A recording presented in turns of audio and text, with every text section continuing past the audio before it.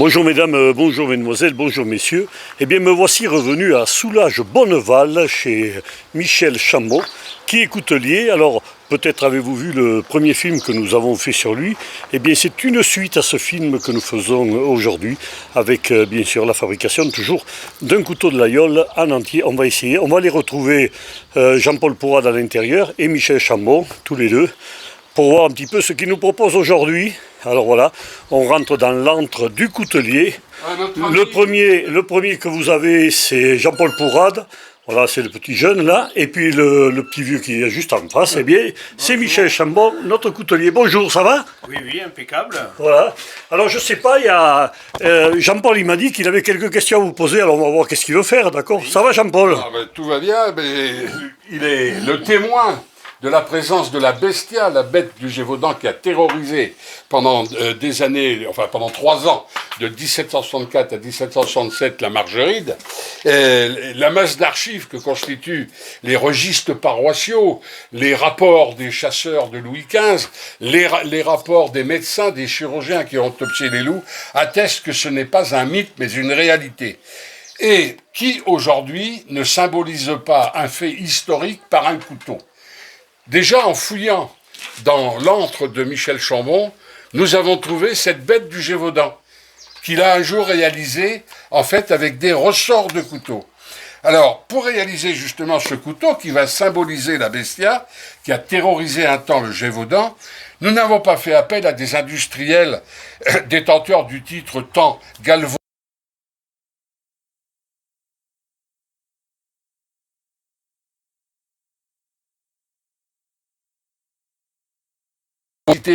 d'un rare élu, qui est bien sûr notre ami André Rénal qui vient de nous quitter, qui était à l'époque maire de Cantoin et qui a été l'initiateur, Michel Chambaud avec ses associés et André Rénal, de la relance de la fabrication du couteau de Laguiole qui, rappelons-le, n'était plus produit à Laguiole depuis 1914.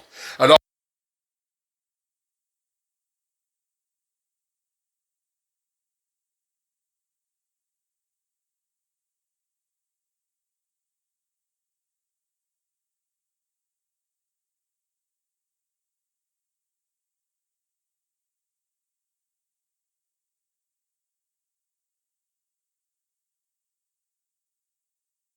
Marronnier, donc, voilà les côtes à loupe de marronnier.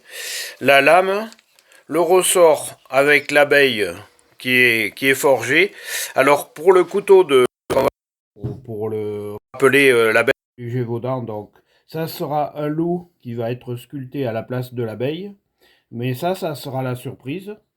Donc là, je vous présente donc le ressort qui est brut, qui est un ressort forgé, donc sur lequel on va faire un guillochage et sculpter une mouche qui sera soit en forme de tête de loup ou sur les couteaux classiques, c'est plutôt une abeille.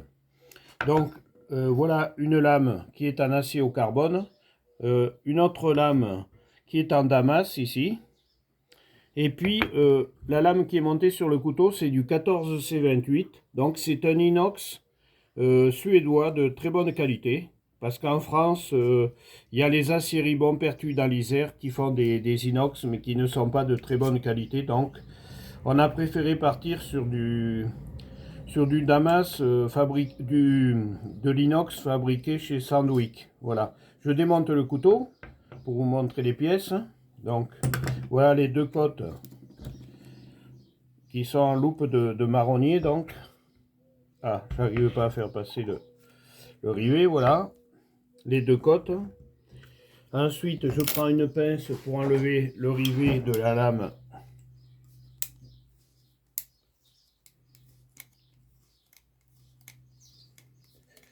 Il a l'air de bien tenir ce rivet. Voilà. Donc la lame. J'enlève le rivet sur la mitre arrière pour libérer le ressort.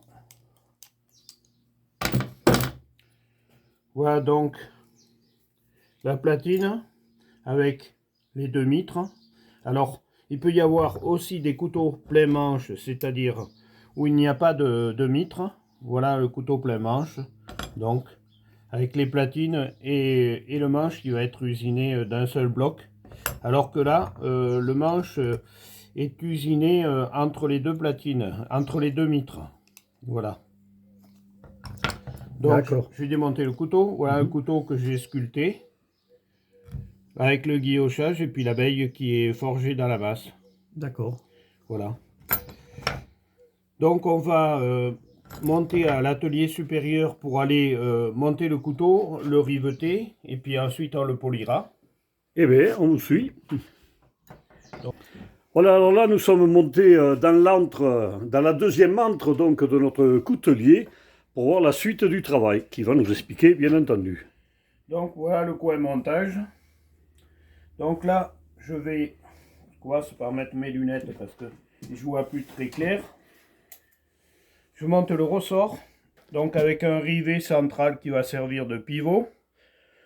Je l'ai coupé en laissant dépasser un petit peu de métal de chaque côté. J'en recoupe un petit bout là parce que c'est un peu long. Je vais riveter le ressort. Donc j'ai fait un petit chanfrein dans les platines qui sert à écraser le métal pour que le ressort il puisse tenir. Voilà, j'ai riveté. Ensuite, je mets un petit coup de lime pour enlever ce qui dépasse.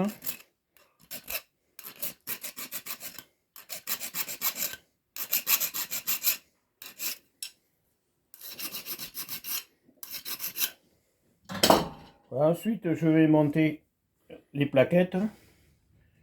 Donc, avec des petites vis. Alors, il y a 3 vis par plaquette. Je positionne les 3 premiers vis. Une petite goutte d'huile, ça c'est important, parce que c'est le vis qui va faire son taraudage dans la plaquette en bois. Une visseuse.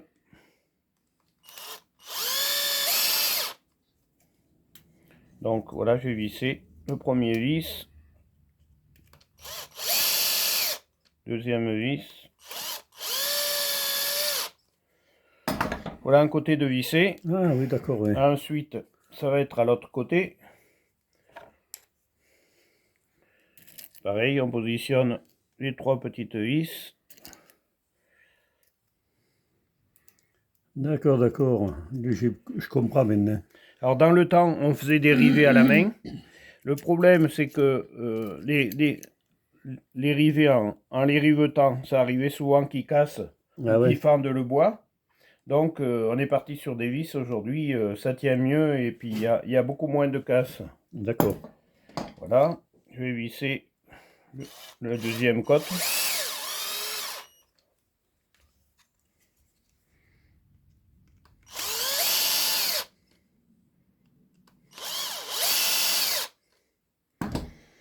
Voilà nos côtes qui sont vissées. Je remets le ressort en position. Maintenant, je vais riveter la lame. Donc là, je prends un axe un peu plus gros pour la lame. Donc c'est un diamètre 2,4. C'est un inox.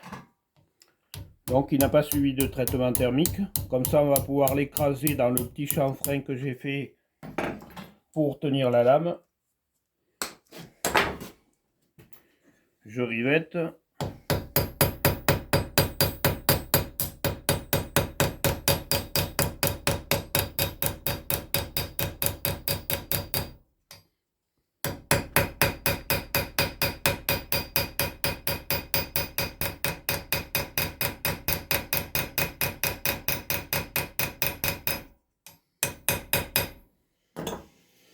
Et là maintenant, je vais bander le ressort, c'est-à-dire que je vais tendre le ressort pour faire passer un petit axe ici. Et comme ça, le ressort sera en tension. Donc là, je vais sur l'étau. Donc je bande le ressort.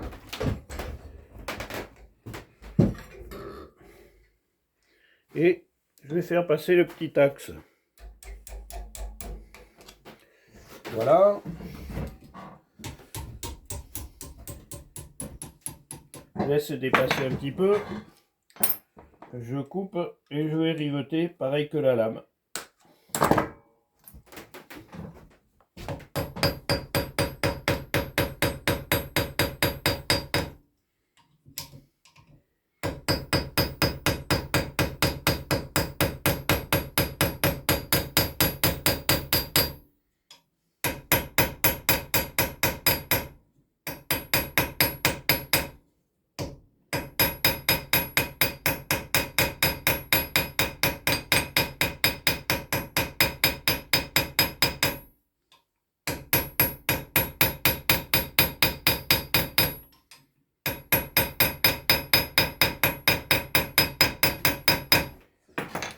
Là, notre couteau qui est riveté.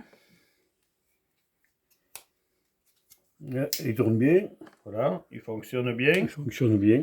Alors maintenant, je vais aller faire les petites encoches sur le dos de la lame. Donc, Ah ouais, d'accord. il y avait les fameuses 7 encoches qui représentaient les 7 jours de la semaine. D'accord. Je vais faire ça sur une petite meule parce que la lame est trempée là.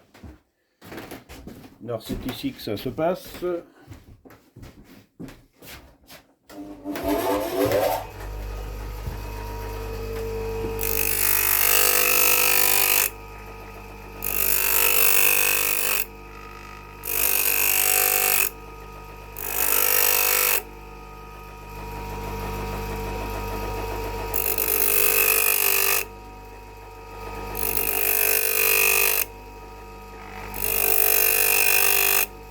Vous voyez, 4 et 3, 7, donc les 7 jours de la semaine. Maintenant, on va aller... Ici, j'ai fait une croix en forme de chapelet. Ah oui. Donc, je vais enfoncer les petites tiges en laiton pour garnir les trous. Qui vont, quand ça va être meulé, donc il n'y a que les têtes du chapelet qui vont apparaître. D'accord.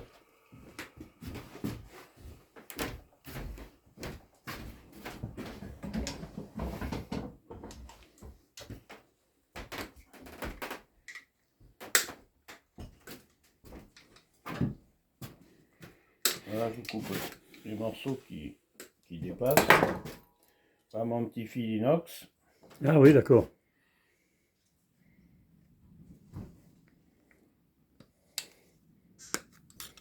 Ah oui, c'est pas gros, ouais.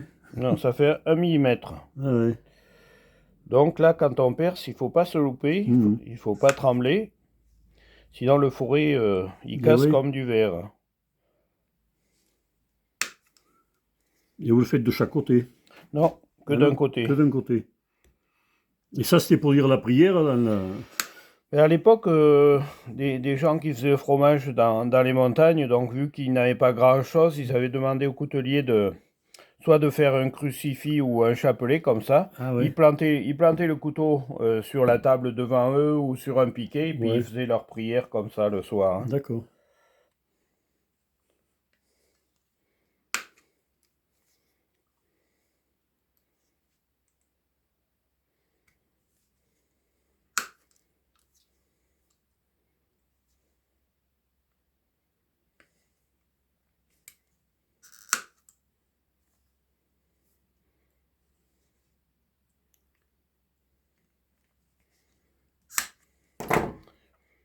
Voilà le chapelet. D'accord, ouais, on voit bien. Le couteau est monté, donc maintenant il reste à le polir. Ouais. Donc on va descendre. Faites-moi le tourner un peu, voilà, pour qu'on voit bien tout. Ah ouais, super. Ouais. D'accord, ouais. De la loupe de marronnier. D'accord, ouais, c'est joli. Hein. Donc je retape un petit peu mes rivets pour être sûr qu'ils soient bien enfoncés. Et puis on va aller polir le couteau. Et on change d'atelier de nous. Hein. On change d'atelier. Donc on va polir le couteau. Je vais commencer avec une bande abrasive avec un gros grain pour enlever beaucoup de matière. Et puis ensuite je vais passer sur un grain plus fin, puis un autre encore plus fin. D'accord.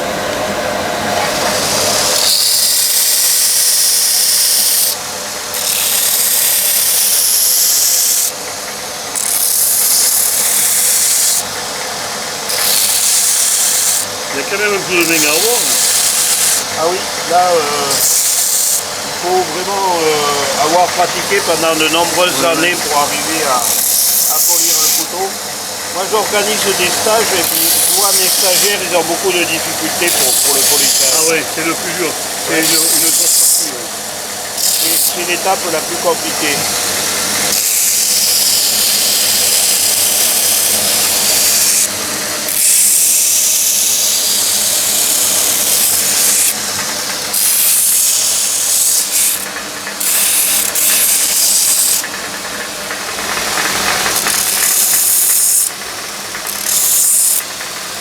Si vous regardez sur le dessus là, vous voyez les platines sont guillochées aussi. Ouais. Alors ça c'est quelque chose que j'ai fait avec une petite meule aussi avant de monter le couteau. Et là, ça va passer des esquintés, là, quand... Alors je viens juste affleurer là.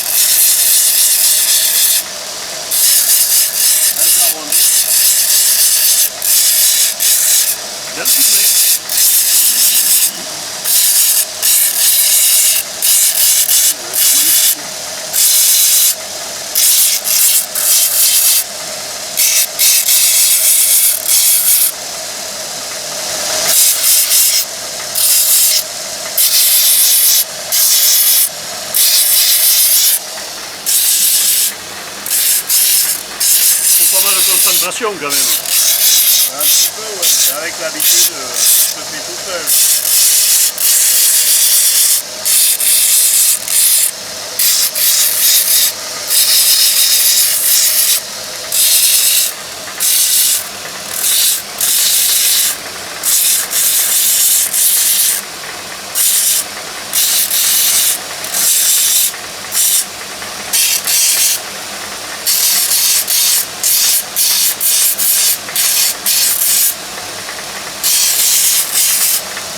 Et donc vous organisez des stages pour... Alors j'organise des stages sur une journée pour que les gens puissent découvrir le métier. Bon, je leur fais faire pas mal d'opérations, je leur fais faire le guillochage, je leur fais faire les traitements thermiques, le montage du couteau. Bon, je les aide beaucoup, notamment pour le polissage, parce que ça ne s'invente pas.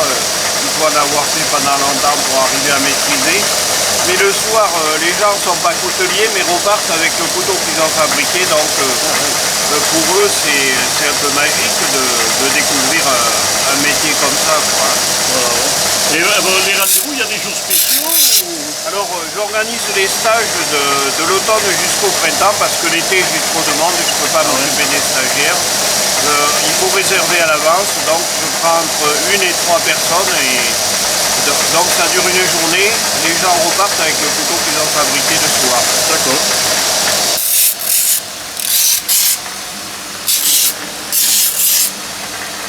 Donc là j'ai dégrossi mon couteau, je vais changer de bande abrasive, passer sur une bande beaucoup plus fine.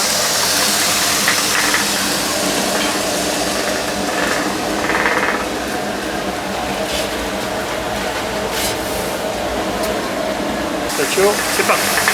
Alors là, je suis passé sur un grain 100, je suis passé du 40 au grain 100 maintenant. Ah oui.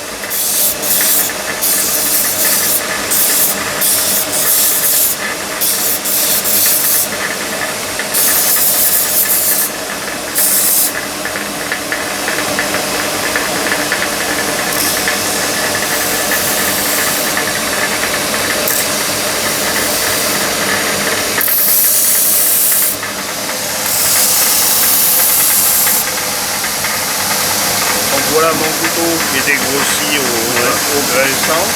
Maintenant on va passer au 320. D'accord. Donc la finition avec un grain 300.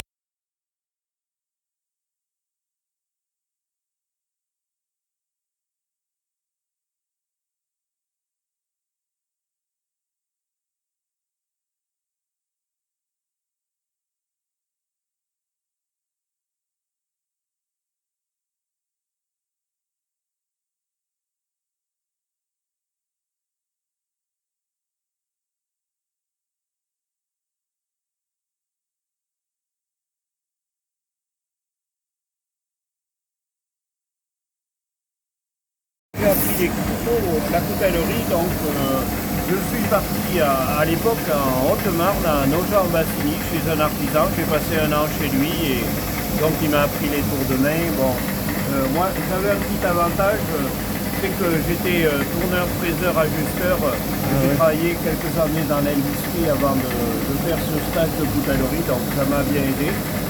Et puis 15 ans après, j'ai fait un stage de forge pour apprendre aussi à forger. D'accord.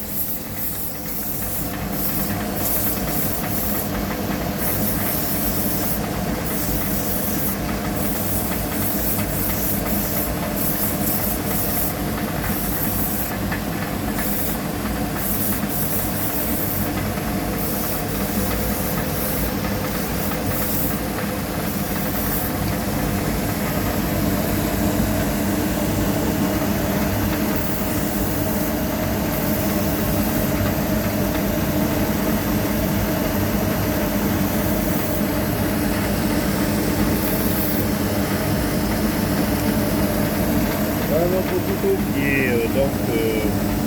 est poli au grain 320. Il est beau ce bois. Maintenant, on va aller, c'est un loupe marronnier donc. Maintenant, on va aller le lustrer. Donc sur une frotte en coton avec du suif et de l'aimerie. D'accord. Alors ça c'est du suif avec de l'aimerie. Ça c'est une frotte en coton.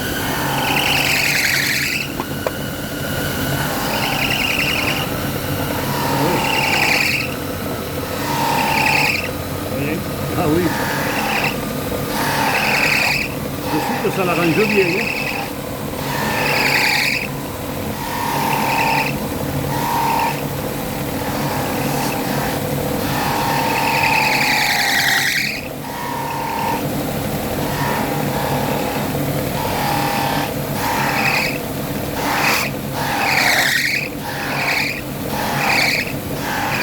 Là je fais briller les mitres.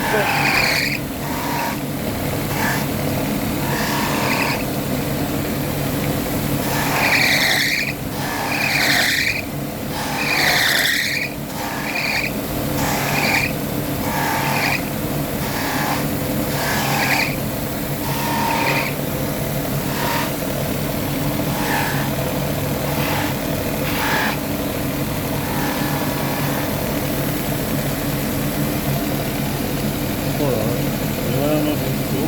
Oh, il est magnifique. Alors là, Alors là maintenant, il ne reste plus qu'à l'aiguiser et puis notre couteau sera quasiment terminé. et alors l'aiguisage, des conseils. Alors l'aiguisage pour le particulier, moi ce que je conseille c'est d'utiliser plutôt une pierre. Donc une pierre à eau de préférence. C'est assez doux comme grain. Il faut suivre l'angle de coupe qu'on a fait à la meule. Bon, moi bien sûr je vais l'aiguiser avec une meule, je suis équipé. Mais le particulier, bon, il peut aiguiser avec une pierre. Hein. D'accord, alors on y va. Donc l'aiguisage. Donc on se tient presque vertical par rapport à la meule. Donc il y a à peu près 18 degrés.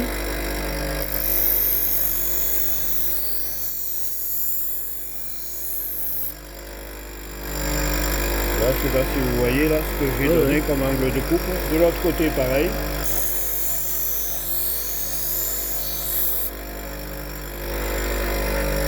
Là, maintenant, je vais aller repolir mon tranchant sur la bande fine. D'accord. Et enlever le morphine sur la frotte et ensuite je vais satiner ma lame. D'accord. C'est bon. Donc là, je vais repolir mon tranchant.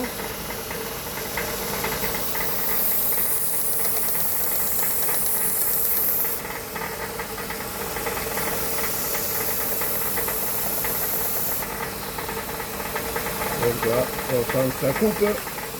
Et je vais enlever le morphine sur la frotte. D'accord.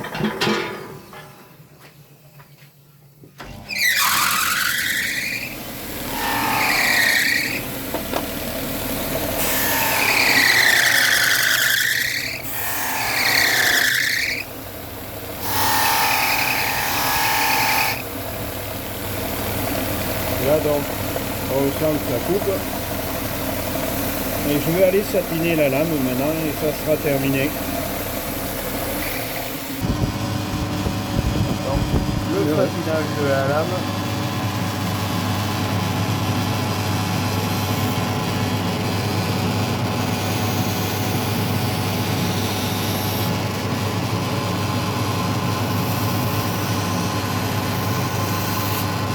Donc ça a fait des micro-rayures sur la lame. Moi les lames polies ça me plaît pas tellement, donc toutes mes lames je les satine. D'accord. Ouais, ouais. On Voilà. voit bien, ouais. C'est magnifique. Hein. Waouh. Encore un chef-d'œuvre, quoi. Oh, un chef-d'œuvre, on va dire c'est un joli couteau, mais c'est quand même pas un chef-d'œuvre, Ouais, c'est joli quand même, hein. Ouais, bravo, ouais. ma foi. Introduit, allez. Je vais vous montrer le départ de la lame. Donc on part d'un rond d'acier ou d'un plat et puis en chauffant le métal et en tapant dessus, on peut former une lame. D'accord. Ah oui, puis quand c'est poli, c'est magnifique. Hein. Eh ouais. Ah, moi j'aime bien l'autre, il a des dessins, il est magnifique. Il y a des dessins, puis là, cette loupe, elle a été stabilisée aussi, parce que Ah ouais. elle était, il y avait un petit peu des trous, des machins. Ah oui. Et ouais, la loupe, il y a souvent des fissures, des trous. Si on la stabilise pas, ça a tendance à casser. La stabiliser, c'est-à-dire? Alors, on injecte de la résine dedans. Ah d'accord. Et Ah, ça, ouais. c'est Mercorn à Longogne qui nous fait ces plaquettes-là. Ah oui, d'accord. Qui nous stabilise, que ce soit de la loupe d'orme, de marronnier ou de genevrier. Ah oui, ok. Voilà. Merci. Eh ben, on va voir alors la On forge. va voir la forge. Eh bien, nous allons nous retrouver à l'intérieur de la forge, dans un petit local à côté. Voilà. On commence à mettre le tablier en cuir pour éviter de se brûler. D'accord. Et là, c'est réservé qu'à la forge, hein, les englumes. Oui, ah oui, c'est la pièce. J'ai une forge à propane là. Ah oui, d'accord, oui. Et donc je vais chauffer le métal. Donc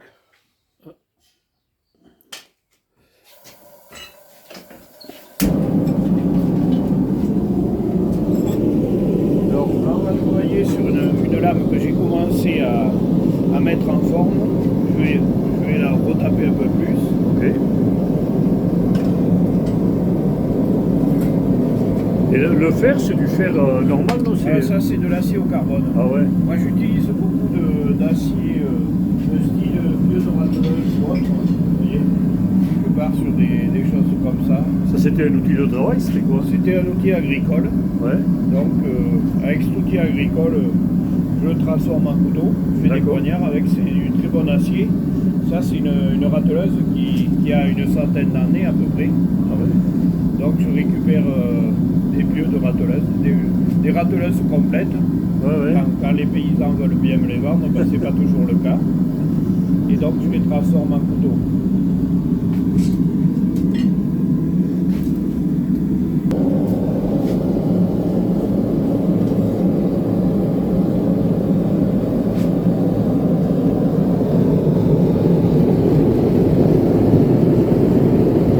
C'est vite rougi quand même, hein. Ça va très chaud, ça va 3 minutes, et à 12 à peu près. Je vais vous montrer la râteleuse, je l'ai transformée en siège. Ah bon? J'ai Eh viré, ben, j'ai viré les regardons le temps que ça. Il faudrait pas que ça chauffe trop, non? Non, non. Les pieux de râteleuse. Ah oui, ah ouais, d'accord, ouais, ouais, mais je vois ce que c'est alors. Ouais, ouais, ouais.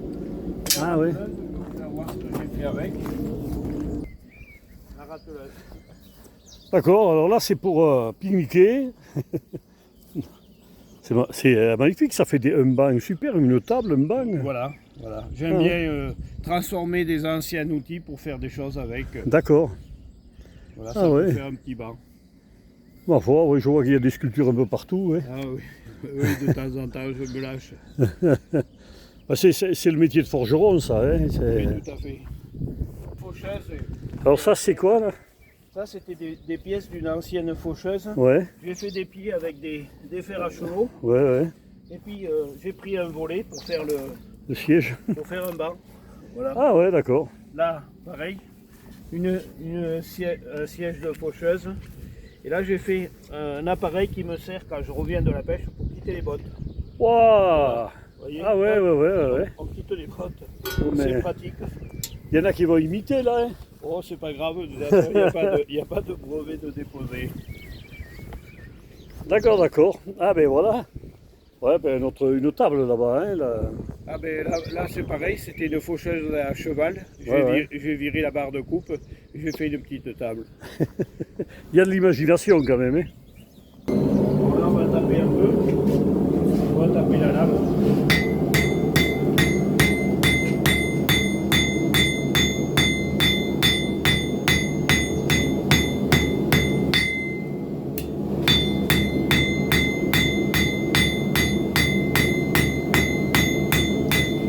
Combien de temps il faut à peu près là, pour faire une lame? Alors pour faire une lame, si c'est une lame classique, Donc je vais mettre à peu près 1 heure. Ah ouais, quand même, Et ouais. après, quand c'est du damas, pour faire un lopin de damas, des fois c'est une journée. Ah ouais, ouais. Le damas, c'est plusieurs épaisseurs, hein, c'est ça. Hein. Le damas, c'est de l'acier feuilleté avec du fer doux et de l'acier. D'accord. Donc on fait un empilage de cale qu'on soude à chaud, qu'on étire, qu'on coupe, qu'on replie, on multiplie les couches. Ah ouais. On peut torsader, faire des choses pour faire des dessins après. Ensuite, on révèle à l'acide pour faire ressortir les dessins qu'on a fait en forgeant. D'accord. Voilà.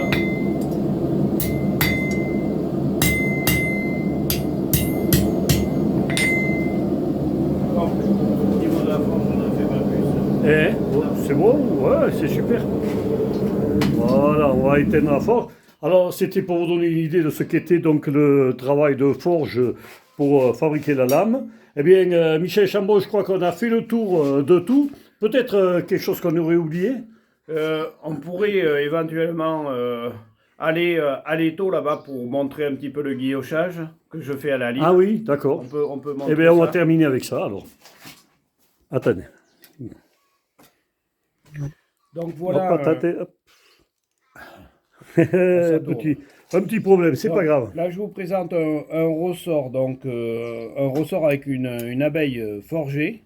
Hum. Donc, il y a une surépaisseur qui a été écrasée à chaud. Et là, j'ai sculpté une abeille. Et là, je vais vous montrer le guillochage du ressort. Donc, le petit dessin que je fais sur le ressort. Je D'accord. travaille avec des petites limes. Alors, je commence avec une ronde à chaîne. C'est une chaîne, une lime pour aiguiser les chaînes de tronçonneuse. Là, en l'occurrence, je vais faire un dessin avec. Parce qu'elle a une forme qui va bien pour faire ce que je veux. Ah oui. Donc, je fais un petit dessin. Donc, ça s'appelle un guillochage. Alors, des guillochages, il y en a plusieurs. C'est des dessins qu'on fait suivant l'imagination.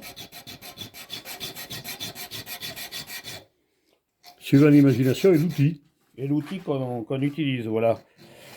Donc là, je vous montre le départ du guillochage. Je ne vais pas vous le montrer entièrement, ça prendrait trop de temps, mais je vais vous montrer juste le départ. Donc là, maintenant, je prends une petite lime aiguille triangulaire.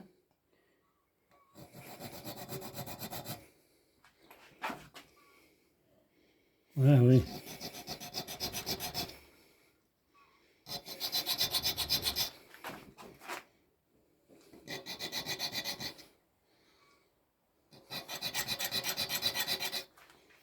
Ensuite, je vais prendre une petite queue de rat.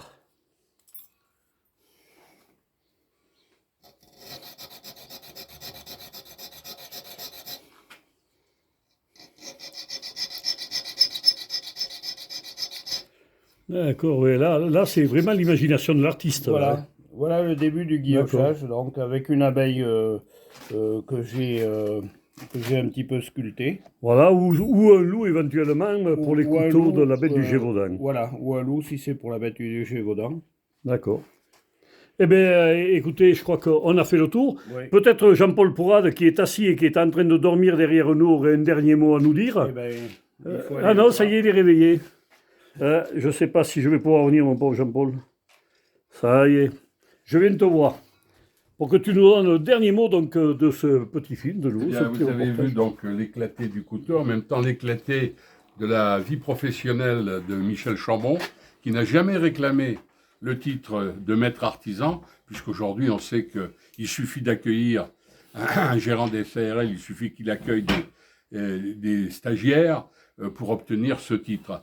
Michel est artisan en son métier, il en est fier, et vous avez vu ce qu'il est capable de faire aujourd'hui. La grande surprise va être, bien sûr, la tête de la bête du Gévaudan qui remplacera l'abeille. Voilà, merci Jean-Paul, merci Michel de votre accueil. Moi je vous laisse, hein, je repars en Lozère, mais je repars avec plein de souvenirs, avec plein de choses nouvelles que j'ai appris. Voilà, je dirai le bonjour à la bestia. Et voilà, chers amis, eh bien, à bientôt de nouveau pour un petit reportage. En attendant, nous étions à la coutellerie Chambon chez Michel Chambon et nous sommes à Soulages-Bonneval. Salut à tous et à bientôt donc pour d'autres reportages.